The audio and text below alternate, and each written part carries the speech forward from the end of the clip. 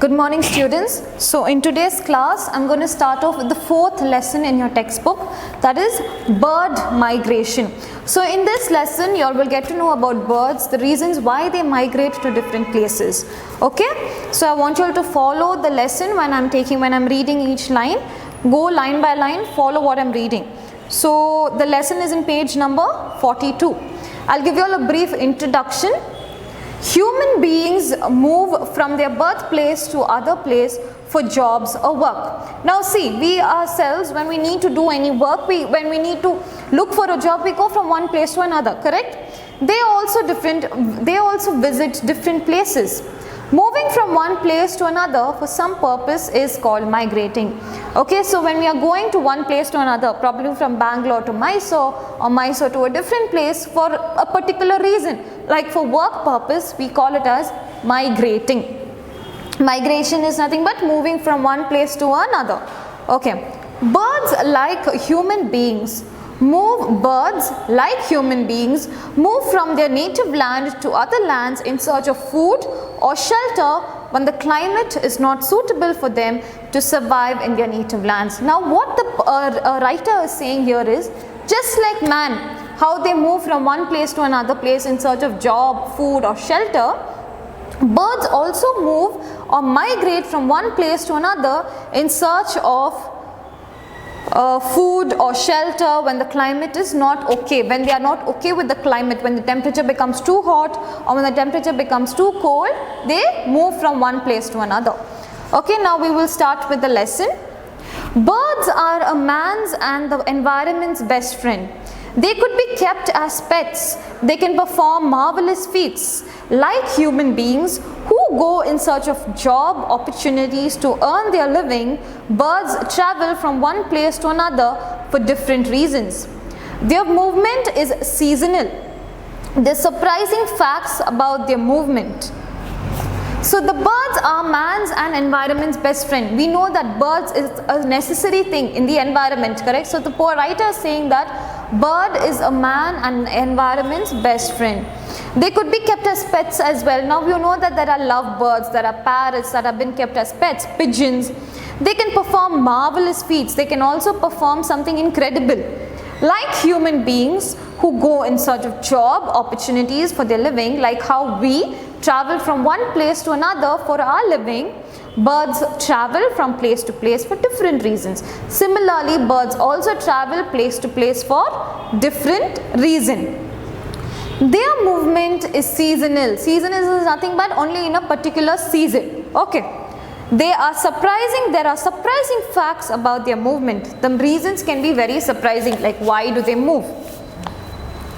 The migration of birds is as old as the history of mankind. Yet it's a surprise.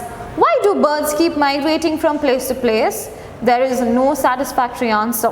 However, there are many facts related to the amazing phenomena called bird migration. So here, the migration of the bird is as old as the history of mankind, like how man evolved, how they evolved from Stone Age to what we are doing now. The migration of birds also has a history, okay? Yet it's a surprise, yet nobody knows the exact reason. Why do birds keep migrating from one place to another? There is no satisfactory answer. We do not have an answer. However, there are many facts related to the amazing phenomena called bird migration. However, there are many reasons for bird migration. That's what we are going to look into this lesson. Okay?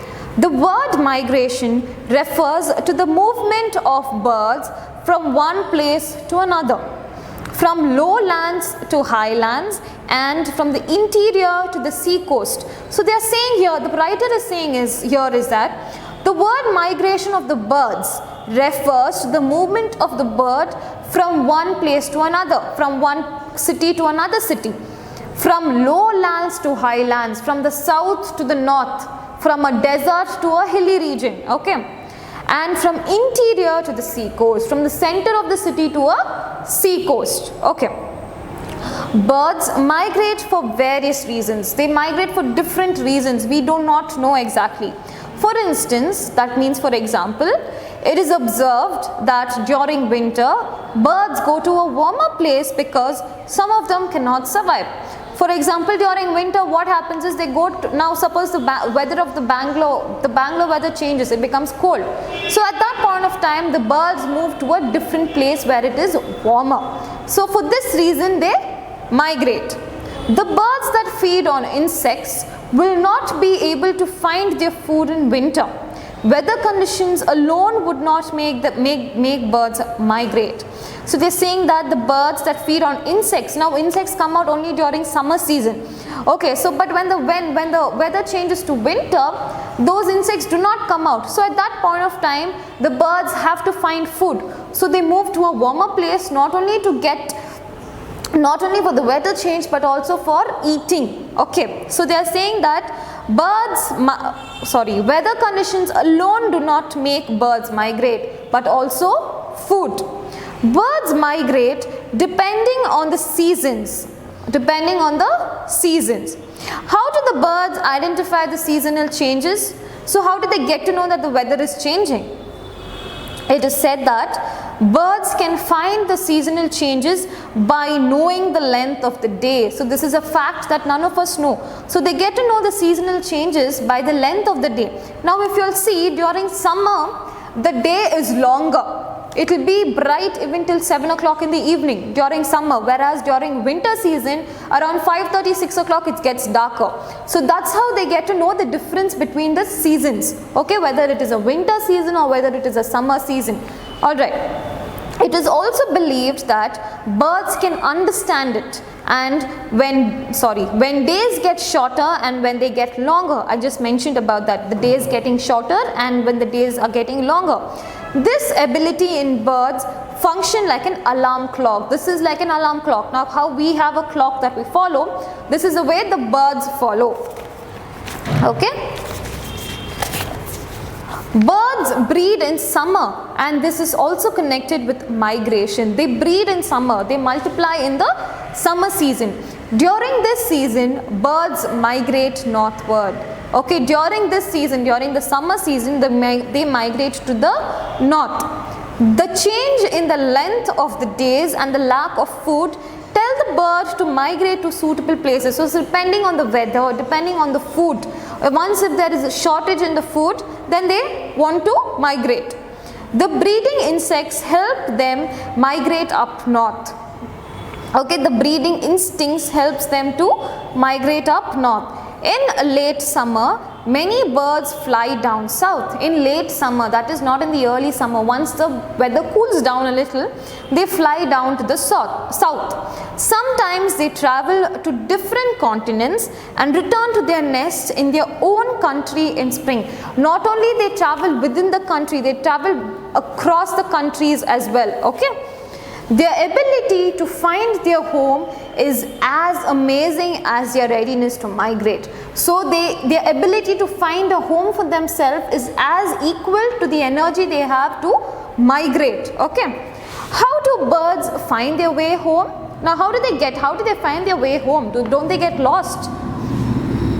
There is a belief that birds can understand the magnetic fields that surround the earth. There is a belief that they have this magnetic field that they understand.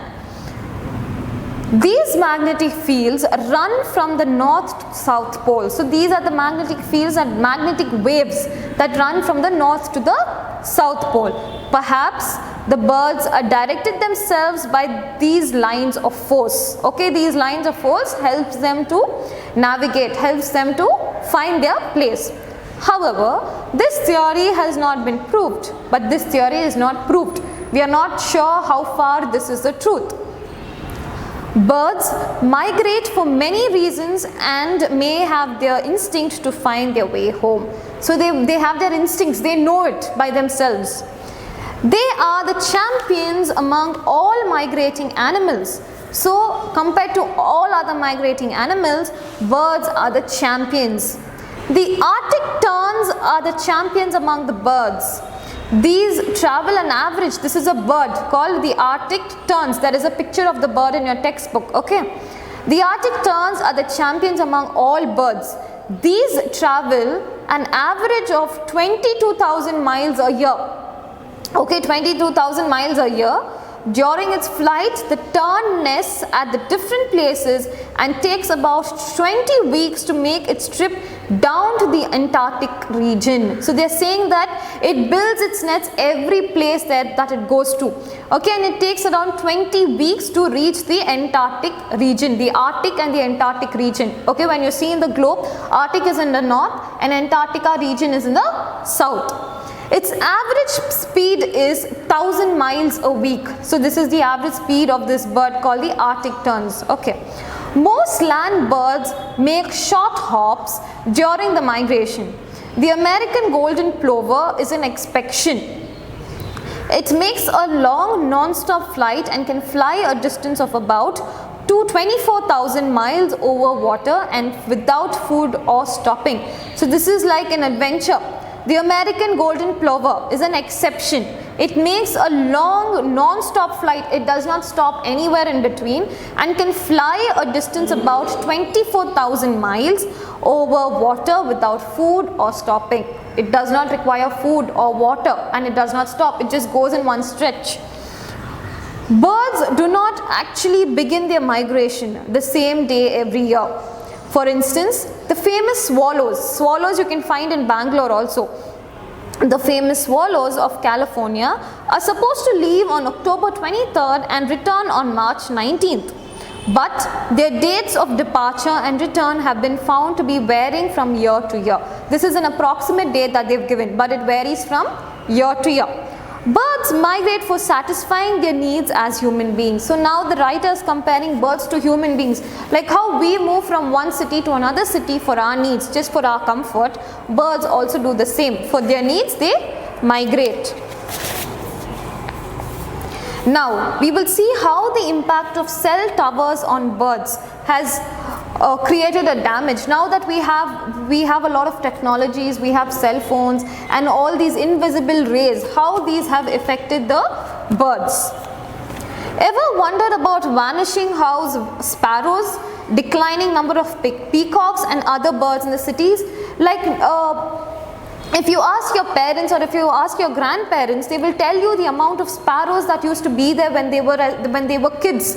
Okay, but now we do not find the same amount of sparrows. Why is that? What is the main reason for this? A study, a possible impact of communication tower on wildlife, birds and bees, conducted by the expert committee of Union Ministry of the Environment and Forests, attributes the drop in number of birds in Indore, Bhopal, Jabalpur, Ujjain and other cities to increased use of mobile phones and electromagnetic radiations emitted from the communication towers. Now due to this, the electromagnetic radiations emitted from the communication towers has affected all these birds, especially sparrows. Okay.